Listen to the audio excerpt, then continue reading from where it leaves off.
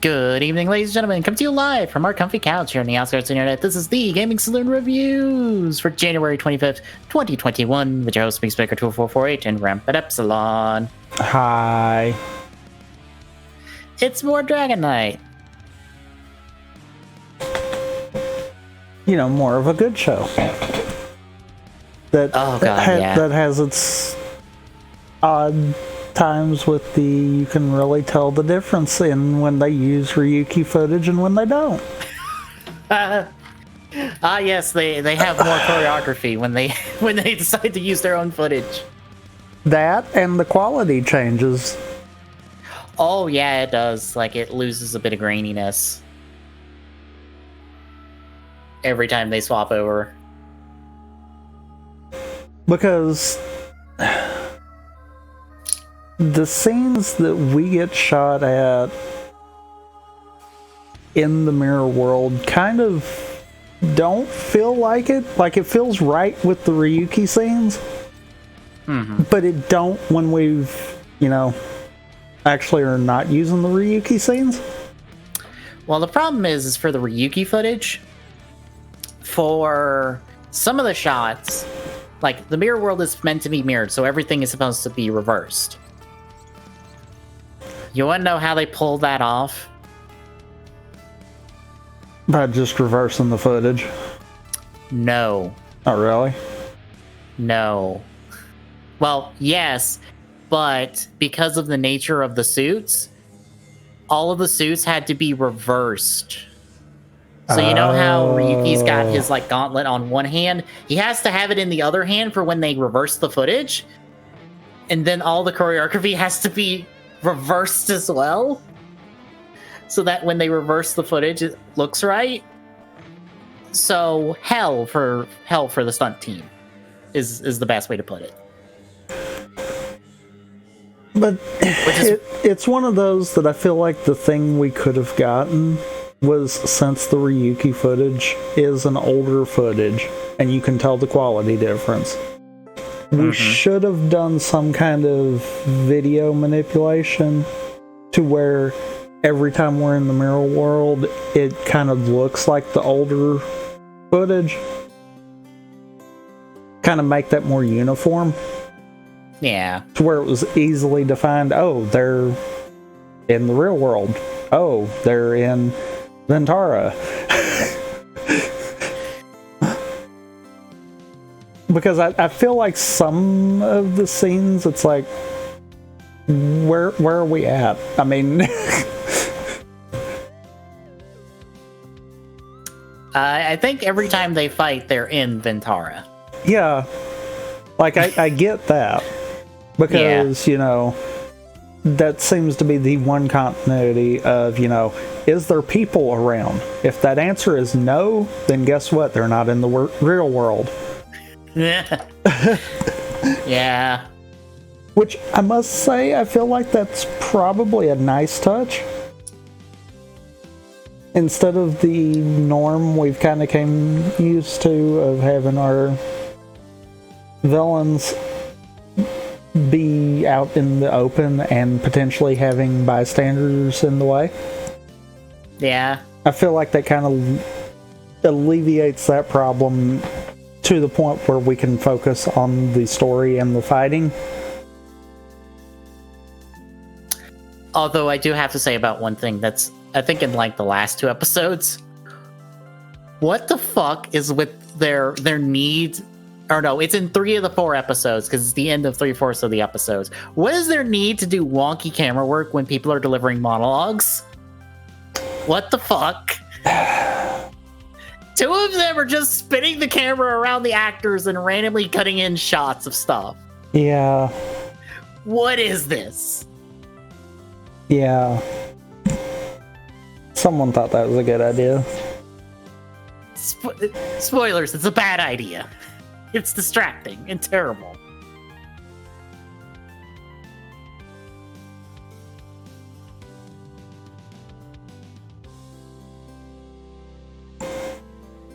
But we're covering 5 through 8 this week, so more into our opening arc of the series. There's not really arcs. we kind of just roll through the story. And by roll, you mean steamroll. Pretty much. Because, I mean, we've tapped the brakes a couple of times, but that's it. Yeah. It wasn't even enough to really slow it down. Mm-hmm. And we'll get to a thing about a rider in the 4th episode, I believe. Yeah, the 4th episode, because that's worth talking about for a minute. You know, in looking at it, is it bad that I almost feel like I kind of like this pacing? More so than what we've seen? Yeah, it works. We just hit the ground running and go. Like, we don't fuck about for a dozen or so episodes. It's Saber. It's kind of almost on par with what we saw out of 01. Mm-hmm. And really on par with what we saw with Kamen. Where it's just like, okay, we've got a little bit of slow, but it's not enough to slow the entire show. We are not just fucking spinning our wheels for episodes on end. Because, I mean, there is some redundancy that honestly probably could have been trimmed. Maybe not necessarily cut, but at least trimmed. Mm-hmm. And I feel like the same can honestly be said about Kamen. And that's kind of weird to see that, you know, our adaptation is keeping par with, in my opinion, one of the higher ranked writer shows. Yeah. It's like, I mean, it helps is that in reality they can't afford to fuck around. Yeah. Because it costs money for them to do original footage. Like, the money they save using, like, okay, the money they save using old footage is immediately detracted whenever they have to use new footage. So, and they can only use so much old footage from Ryuki, because if there are people in it, they can't use it. Yeah, unless you're Super Mega Force, which does do that, but shh. Yeah, they're pretty much limited to only fight scenes. Yeah. And I feel like that's not a horrible limitation that they've got. And I'm almost wondering why, if this is actually, at least the starting has done this good, why this didn't wind up picking up? Because it was on the CW and was not promoted. Yeah, but still, usually the obscure things, if they're good, are the things that wind up getting passed around. Yeah. Because it's a case of, yeah, I was on this channel and happened to see an episode of this and was like, oh, that looks kind of cool. I mean, that happens. Yeah. This was also 2000. That is the 2009, really? I thought it was earlier.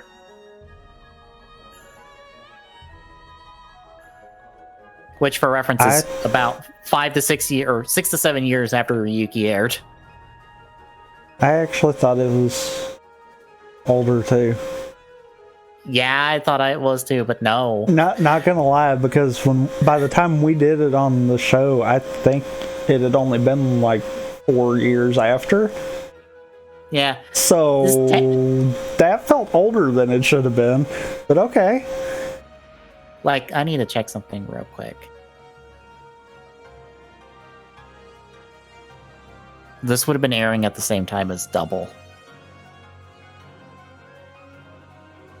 Dang. Like, it's also airing at the same time as Decade. But yeah, it ended, like, just like let's see, December 18th, so not too far into Double's run. I guess I could see that, because Yeah. Yeah, production-wise, I guess I could see that. Mm-hmm.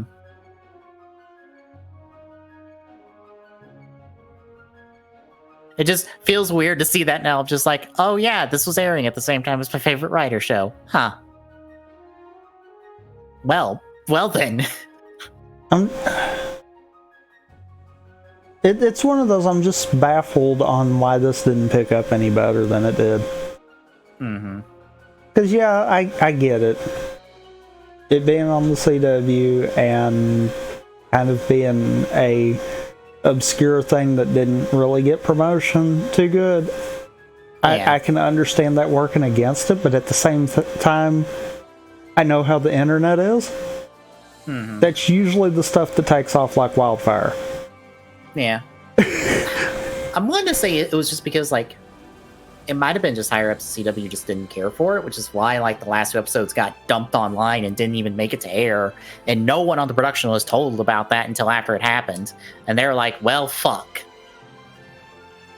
And bear in mind, this is 2009. The internet is not the greatest. I mean, fair, but at the same time, it was developed enough. Yeah. Because, I mean, at that point, we were kind of entering that social media was getting the foothold. Mm-hmm. There was ways of getting word about something good kind of deal. Mm-hmm. And that's why I'm like, it feels weird that this didn't actually produce anything different out of it. Yeah. Like, I know they wanted to do a sequel, and they were probably going to adapt Fives, which would be incredibly strange considering Fives is all about writer conflicts and miscommunications, and the show isn't, really. At least by the point we would be doing a sequel to it, so. But it also has, like, way less writers. Like, it's got 3 writers in the show, and then 2 from a movie. And that's it.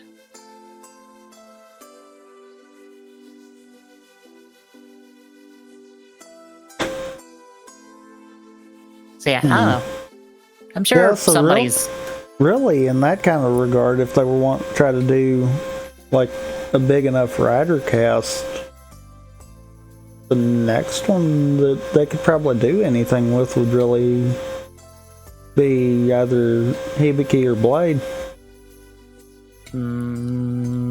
Blade only has 7. I mean, 4 into yeah. To be fair, that would work. Yeah, I get the funny feeling. Out of 12 writers, there's not going to be all 12 important. Case in point, we've done, Vented one. Yeah, we've done Vented the Jogger. I mean, like, honestly, of the scale, it would be Hibiki, because Hibiki has, like, that as many writers as Ryuki.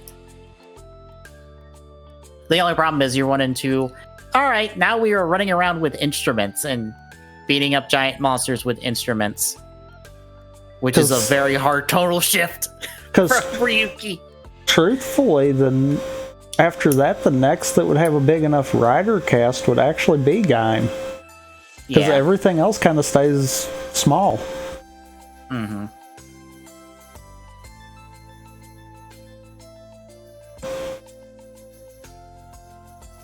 And I mean, at the point this was coming out, Gaim wasn't even a thought at the time, so... No. No. Yeah, I'm sure someone's got the story somewhere. I might look into that and see who has the story on, like, why this show didn't get traction. I'm almost willing to say maybe the show was too expensive to produce, which makes sense.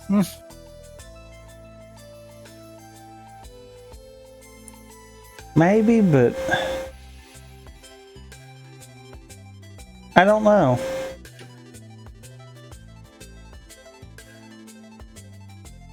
Because, I mean, when looking at it, I'd have to think they could probably acquire a lot of the resources they needed since you know Ryuki kind of was wrapped up with airing? I know for Dragonite, they had to repair a bunch of the suits because they were not in the best shape. And actually, I think all of the Ryuki appearances since then have been the suits from this show that were newly repaired. That wouldn't surprise me. Yeah. So maybe that was where the problem was. Yeah, they had to repair all the suits, and I'm like, oh, I can only imagine what the Phi suits would look like.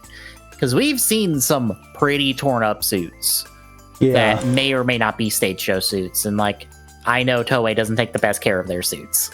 Well, I mean, once they're kind of done with the show, there's not much of a reason to keep them in good shape, so that's usually why the ending stuff gets seen the most destruction. Like the Gills suit is a perfect example of this, because Gills from Agito, his suit doesn't exist anymore because they threw it in the water too many times and it pretty much degraded to being non-usable by the end of the show. So that's why in Decade, Gills doesn't appear, it's only the Exceed Gills suit. Because they have never bothered to remake Gills' suit since then. Makes sense. Which is a damn shame. Kind of the same reason why I don't think we'll ever see Gaim Kachidoki arms again. Because, you know, they kind of broke the flag at the end. Not to mention whatever else might have happened to the suit. I'm almost willing to bet they reused a lot of it to make the Zangetsu one. It wouldn't surprise me, because that was probably the only use they could do with it at that point. Yeah, because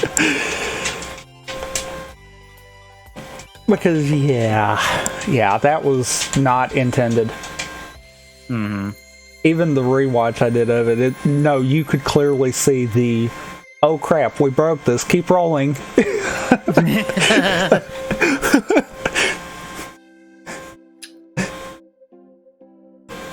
But shall we talk about the episodes themselves?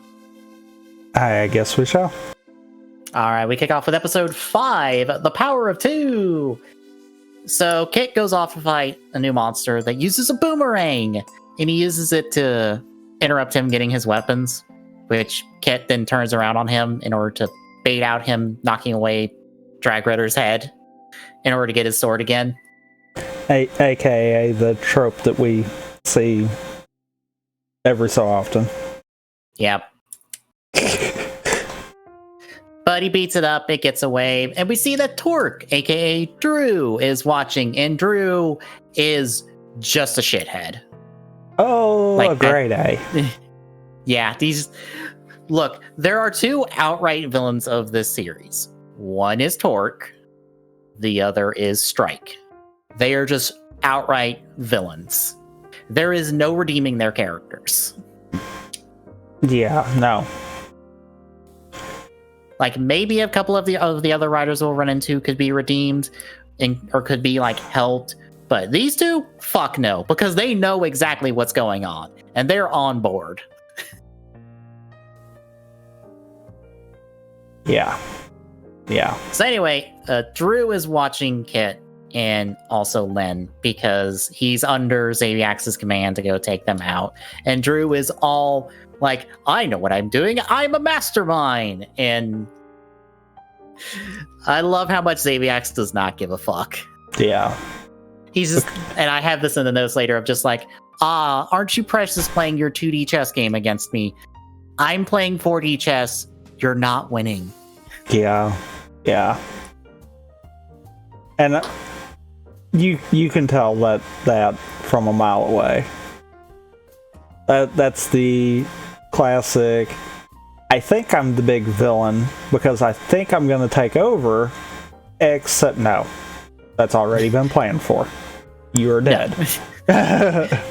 No, I have planned the exact moment you will die. You're only here to make sure to get rid of some other people. Maybe. Or, just to get rid of your deck in general so I don't have to worry about it ever again. Right.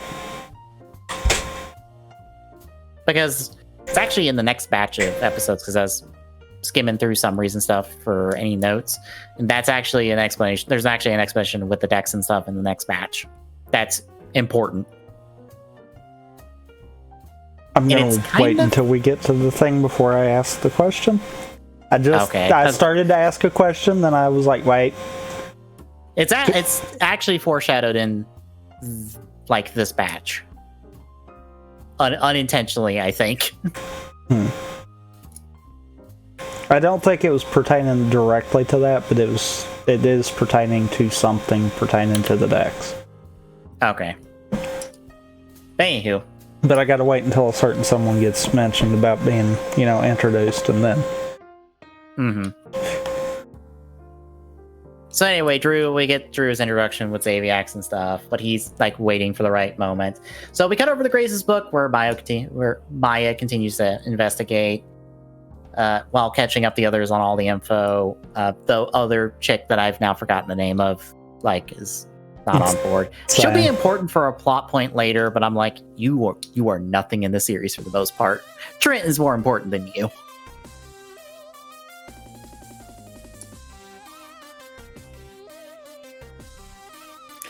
Anyway, Kit drops by and he talks about the whole venting thing and just being like, I don't want to essentially send someone to the Shadow Realm. I also would like to not go to the Shadow Realm myself. I don't want to. I don't want to die and I don't want to kill people. Exactly. Which is a very valid argument for him of just like, I didn't sign up for this part. But we cut away to Xaviax real quick with Drew as Xaviax explains his plan of, all right, I want to kidnap your entire race or the entire population of Earth in order to make them build stuff from my planet, which begs the question of why doesn't he use all his monsters for that? But meh. Yeah. Okay, that one is chalked up to villains are dumb. Yes. But he explains that, I only have to kidnap so many people in order to get enough DNA samples to get a broad enough spectrum of human DNA that will let me teleport everyone all at once. Which kind of makes sense. Kind of. I'll buy it. Sort of. Not really, but sure. Yeah, I'll buy it and don't not look at it sideways. But after this explanation, we cut back to Kit, who's still hesitant, and Lynn drops by to talk to him, and Kit tries to give the deck back, just like, nope, I'm out. And Lynn's like, you can't. You've got the deck now. It's stuck with you. And I think he also, he doesn't say it, but it's also implied of, you've been spotted working for me now. They will come after you regardless. It's probably better you keep the deck. For your own defense.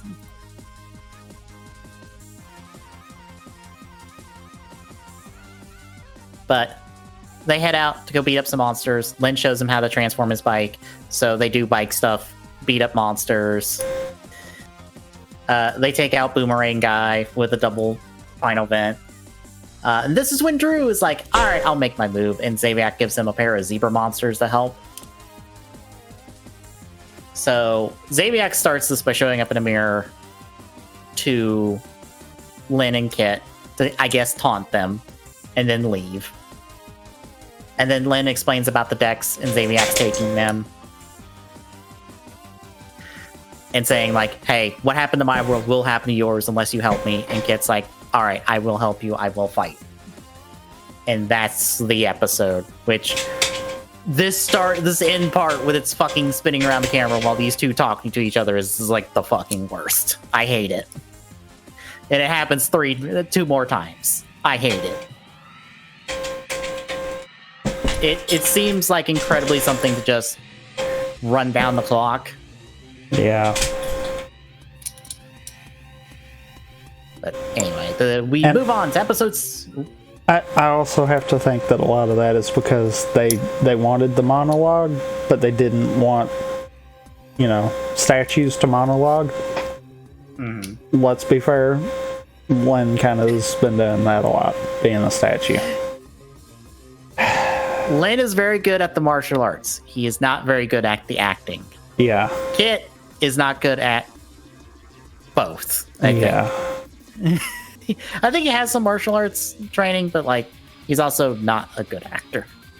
So, but anyway, we move on to episode 6, Kamen Rider Torque. So the two of them talk some more, and Kit finds out that the original Dragonite was the one who betrayed all the other riders, and that led to Xaviax getting all the decks, and Lin was the only one that survived all of the original riders getting vented. Is this the part where you wanted? Nope.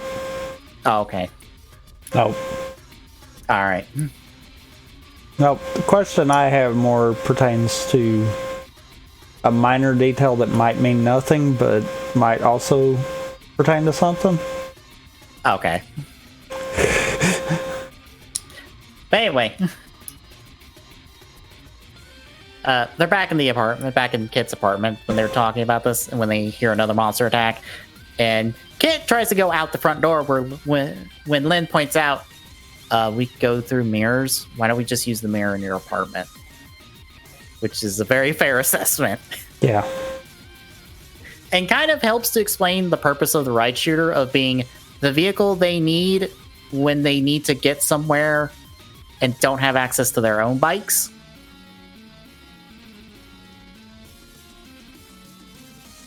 Fair. Yeah.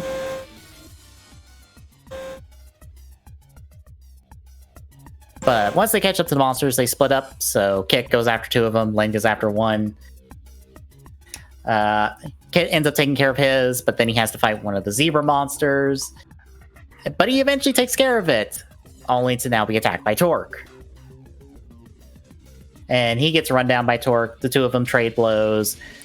And Torque begins his whole scheme of telling Kit that Lin is in fact the traitor and working for Xaviax, not everyone else. Quite literally. Yeah.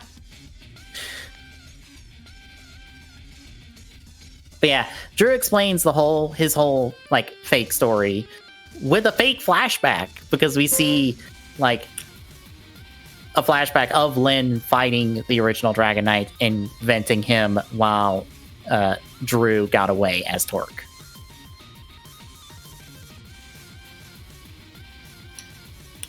Which, just for reference, folks, Kit and Lin's actors are voicing the characters in this scene. So I give them credit for going all in on this not real flashback. Yeah. But Kit, being at least smart for now, doesn't buy it. But that's when Drew drags him off to see for where Len's fighting, to be like, no, I'll prove it to you. So he goes to fight Len. And because Xaviax shows up in a mirror, like ordering Len to kill Torque, because Len gets the upper hand on him, Kit starts to have doubts. Which I guess is all they needed to at least get him going towards their side.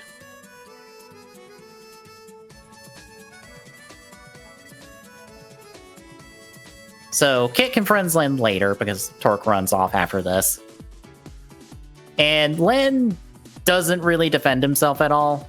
So Kit ends up just leaving. Which Len does a really bad job this episode, these couple episodes of trying to win over Kit. Like, an incredibly bad job. I mean, true. But to be fair, I kind of don't fault him for the simple fact of, Kit is taking the word of a complete and total stranger over the person that has been fighting with him. True. It's like, yeah, why didn't you, question this and maybe hear him out? And this is also probably giving him flashbacks of the whole original Dragonite situation all over again, of just like, fuck, not again. Yeah. I don't want to deal with this.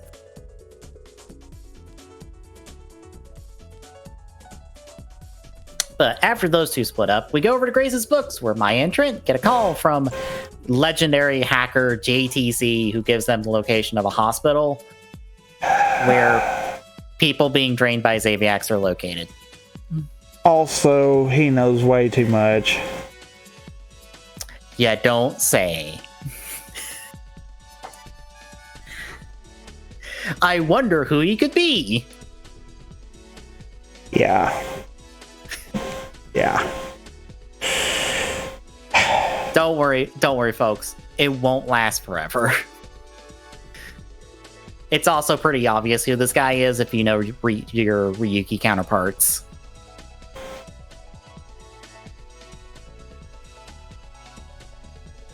I mean, anyway, to be fair, there's gonna be a limit to that regardless. I mean, you pretty much can tell he knows way too much to just be someone who stumbled upon this information. Oh, yeah. It's like, yeah. Uh-huh. But Maya and Trent managed to sneak in with Maya posing as a nurse that's there all the time and Trent as a new person, which... Why doesn't the security guard check either of your IDs if this is supposed to be a super secret place? But whatever. Shh. We don't ask them fancy questions. Mm-hmm. They sneak in, find people affected, and also find Kit's dad as one of the people affected. And we end the episode there. On that cliffhanger. Yes. Also, Drew, blows up a zebra monster to help convince Kent that he's on his side. But that's not how the episode proper ends, but it's where we pick up next episode. Because some of these episodes end in weird spots. Yep. Like that one. Yeah. So how'd you feel about the first half? I hate Drew. God, I hate Drew. Drew is incredibly a shitty person. There is no redeeming him. No. No, we need... I will take Bowser's redemption over anything that anyone could try to justify for him. Yeah. I will say this. None of these shitheads who are, our current, crop of writers are getting redeemed. None of them. If they are villains, they're not getting redeemed. Good. Because we've got ways around that to also save on budget. It's a part of the foreshadowing from the flashback, but we'll get there in the next batch. Back at 2 episodes to start us off on this whole roller coaster Kit's gonna be on until kind of the first episode of the next batch. Yes and no. I kind of feel like 8 makes it start unraveling.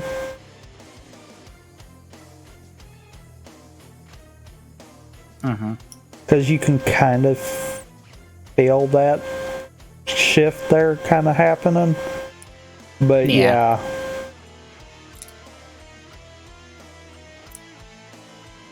But shall we move on to the second half? I guess so. Alright, we kick it off with episode 7, Friend or Foe. So Kit and Drew are talking and sharing drinks when Maya shows up being like, Kit, we found your dad, come with me. So before we catch up with them, we have to check in with Lynn real quick. He's in a mood and he needs to beat up some monsters. So he just goes and finds 2 monsters and is like, I'm not transforming to fight you. I'm just going to fight you in this long extended fight sequence to make myself feel better. I don't even defeat them. I just beat them up to feel better. I also love the fact that he starts out thinking about transforming and then he's like, no, screw it. No, I need a challenge. I need to beat them up with this very thin mop stick. So yeah, that's Lynn. That's 5 minutes of this episode. So now we catch up with Kit, as him, Maya, and Drew checking on his dad. Drew lays out, okay, Xaviax did this, but there's a cure and he has it, so we need to beat him and Lynn to get it, which is more like Drew trying to push Kit. But when the security guard shows up, Drew immediately bails on him. And I like how Kit is also surprised on Drew bailing on him and where he went, knowing full well he has a deck and how he can use that deck. Yep. Kit, you know where he went. Except I also love the fact that, Drew seems to be able to hop in a lot easier than everyone else.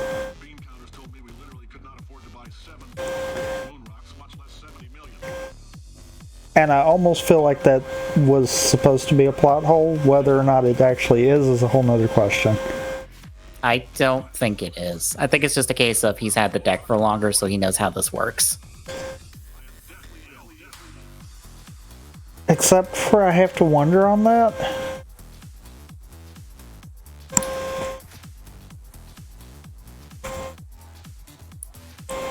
I mean, he's obviously had it somewhat longer, but I don't know if he's actually been told everything with it. Well, there's one part I don't think anyone but one writer know, or two writers know. Is that the comedic thing that happens later? No. Okay. No, it's about the survive forms, which I will give the show credit for opening that door, but also making sure that we don't have the budget to actually do that. Like, I'll spoil it now because it's not that big of a spoiler, but this show implies that all the writers have survive modes. That is not the case in Ryuki. Only 2 people have survive modes, and that's Dragon Knight and Wing Knight. They're the only ones that ever get theirs. It takes till expanded material and outside show material for us to get 3 more survive modes, one of which is just a repaint because it's Ryuga.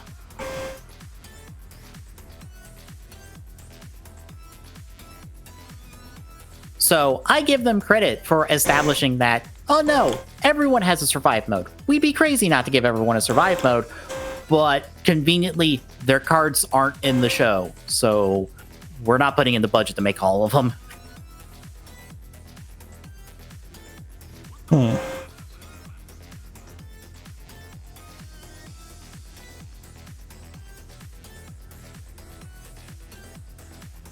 was hoping my internet didn't drop for a second. No, it didn't. Okay, good. But yeah, we'll get to that point much later, but I might as well just say that now. Because I do like it.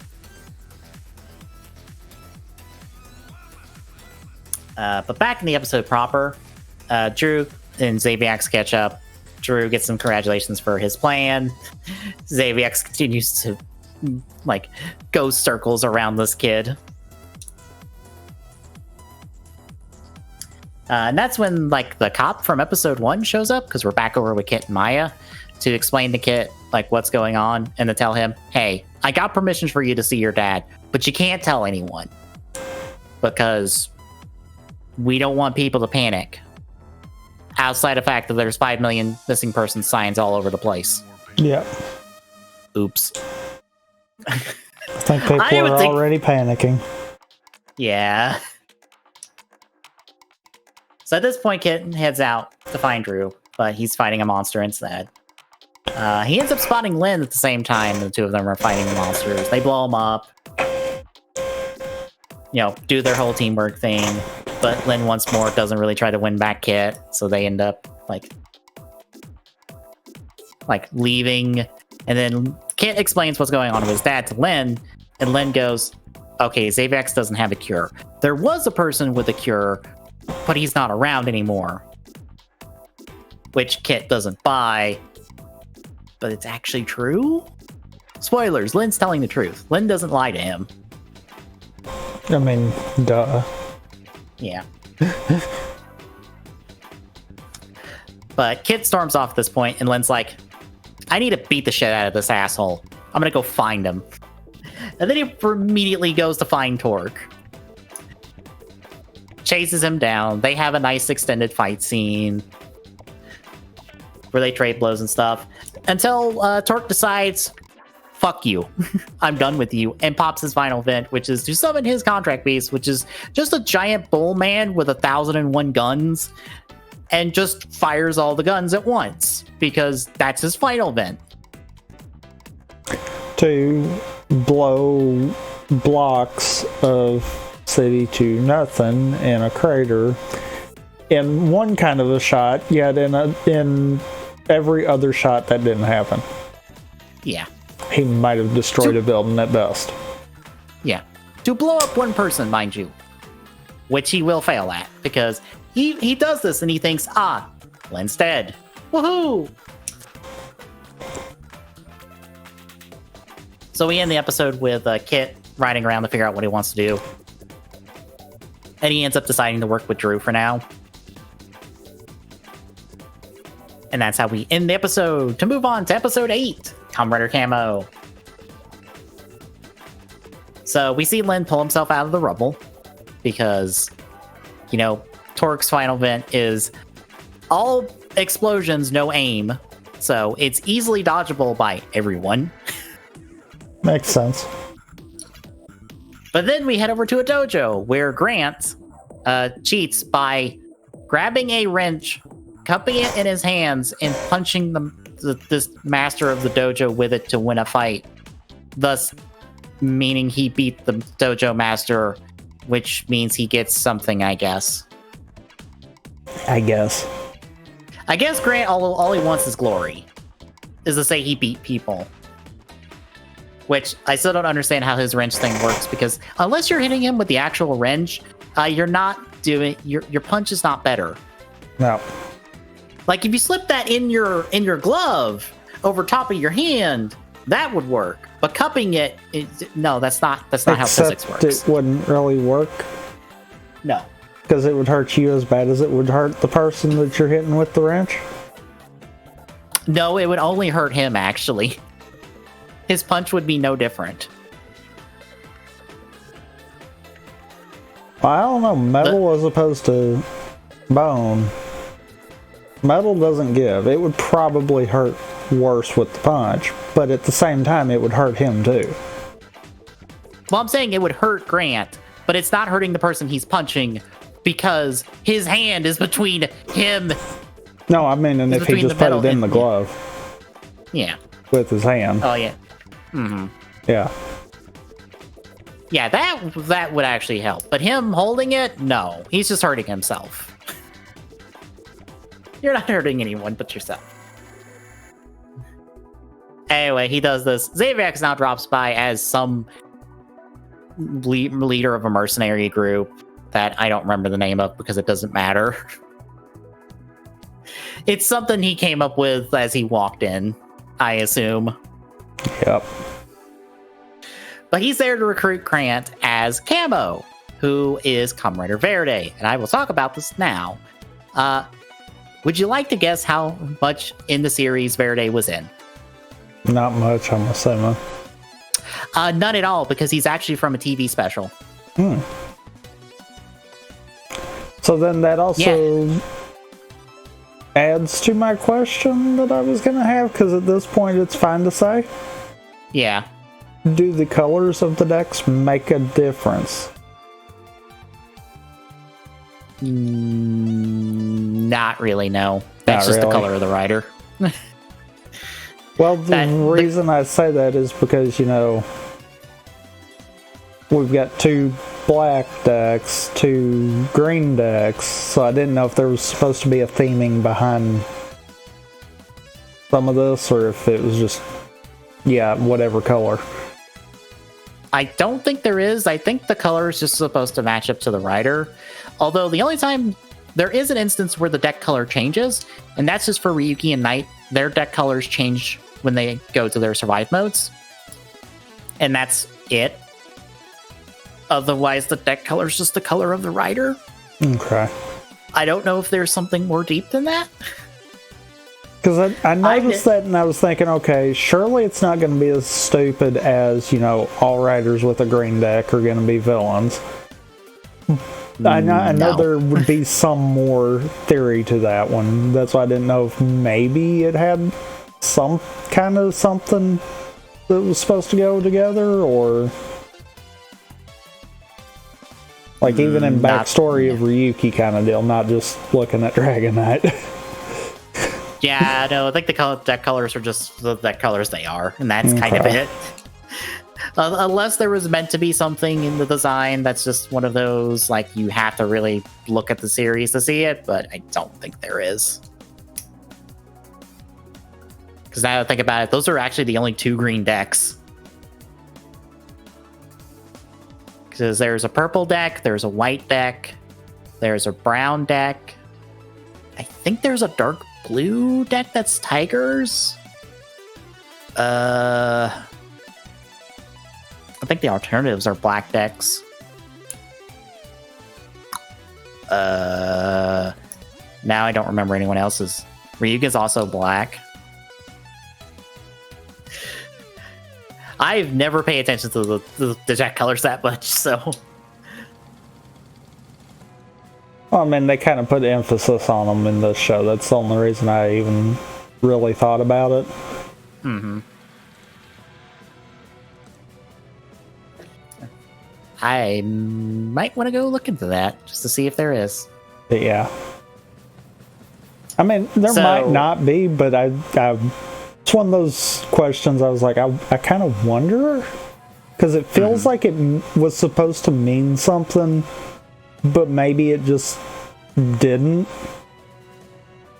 Yeah. But anywho, Zavax recruits Camo, who, like I said, is from a TV special. A TV special that is not that long. So all the footage you see for Verde, I think, for most of the series is original footage.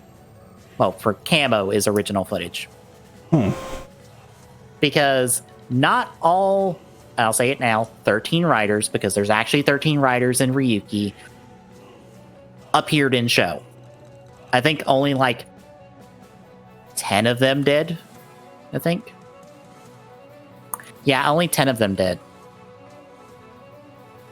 And some of them didn't have that long. Like Scissors, I think we've burned through most of his original footage. Wouldn't surprise me. There's no more footage of him fighting. So yeah. So at this point in the episode, we catch up with Kit and Drew. They're fighting a monster. Drew's arm is injured, so Kit has to insert the cards into his visor, but they kind of go to Drew because that's just how the cards work.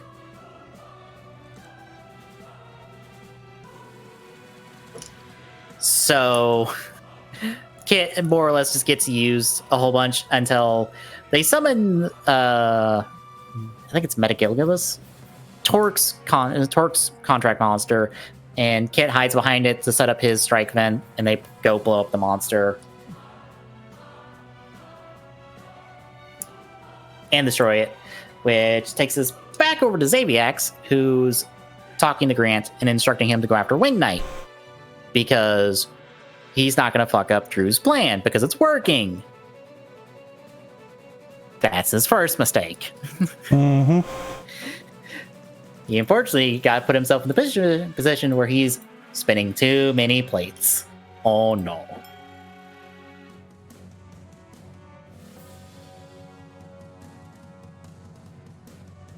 So we cut over to JTC, who calls Maya to set up a meeting, only for Maya to then be taken by a mirror monster. By coincidence? I think. I mean, sure. I don't think this was intentional, but Trent's gonna worry about Maya for like the rest of the episode, so that's happening on the side. Don't worry about it. But Kit and Drew recover for a moment before they're pulled into another fight, and we catch up with the monster that's got Maya.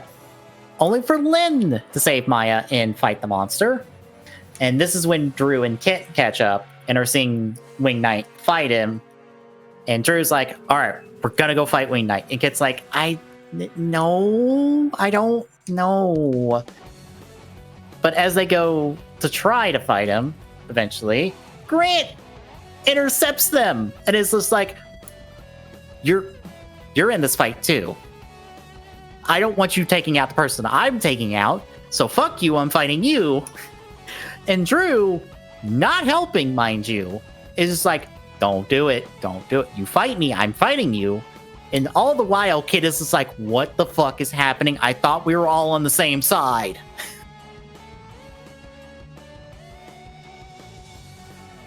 Oh no. So now Grant is fighting Kit and Drew. And Zavax is, of course, a bit pissed about this because, damn it, it's all unraveling. Strike, can you go tell one of the other riders to go take care of Wing Knight now?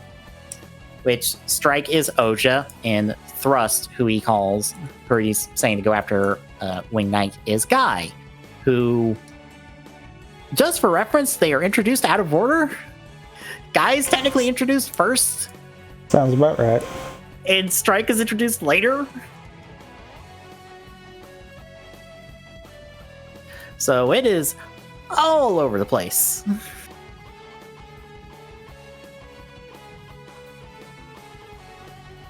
So we catch up with Grant. He's fighting Kit and Drew. He's using his yo-yo to get the better of them and is, dodging around them. He does get cornered, but he uses his invisibility to get away. Meanwhile, Lynn's fighting the monster, ends up losing it. Which, if you remember Decade episodes, this is actually one of Abyss's contract monsters. Because Abyss is a new Ryuki rider for Decade. And they co-opted a couple of monsters from the original series to give Abyss his.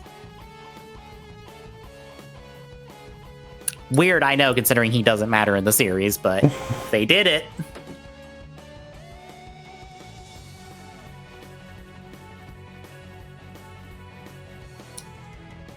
But Maya talks to Lynn. Lynn gives his side of the story. Maya buys it because Lynn saved her, so why wouldn't she? And we end the episode with Lynn attacked by Thrust, who knocks the deck out of his hand before he can transform. And that's where we end for this week. So how'd you feel about the last two? I feel like we're having the moment of our villain might have screwed up. We're having the moment where the villain went, maybe I should have waited. Or maybe I should have picked someone else. Someone with a little bit of a brain. Yes. And isn't sharing said brain with someone else. Incredibly so. Oops. Xaviax is a master manipulator. Doesn't mean he doesn't fuck up. And I think they might also done this because, I mean, to be fair, he can win at 4D chess. Never said he could play flawlessly. Yeah. I think they're introducing Camo early so they can knock him out early because, like I said, they don't have a lot of footage for him to start with.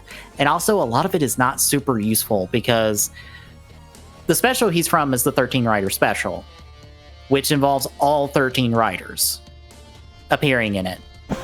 And most of the fight footage for him fighting with other riders against Ryuki and Knight. So, little hard to use him right now. Also, if at all. Also, the if at all. Yeah. Because you said it had the 13 other riders, right? Yeah.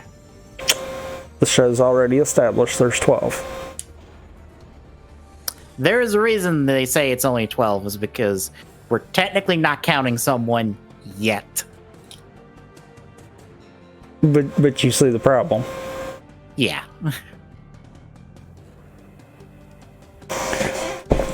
And I feel like they might have realized they wrote themselves in that hole. And they're like,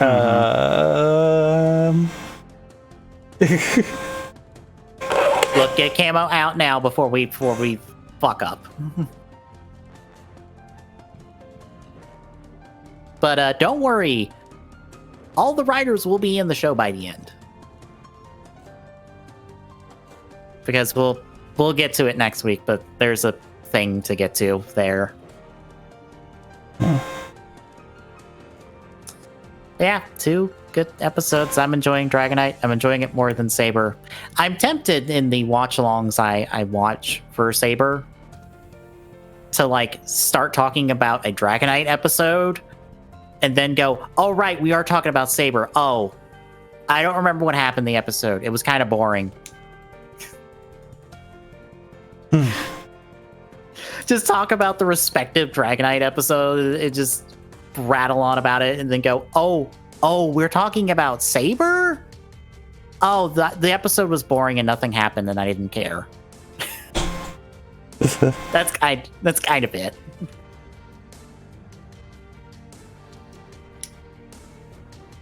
But anything else? No. All right, then. Next week is more Dragonite on Sunday. Thursday, we're wrapping up Deadlocked. Friday is part-time hunting and eventually achievement hunting. Single-player achievement hunting. Well, campaign. Yeah. Friday is... I don't remember if you said we had anything planned for Friday. That was Friday. Or no, Saturday. I don't know yet. Oh, okay. So yeah, if you're like what you're seeing, drop a follow. Really appreciate it. Chipping away at that affiliate goal. At Saloon on Twitter gets you updates when we go live. Exclamation point Discord chat. Gets Discord link. Drop by. Say hi. We'll see you next time, folks.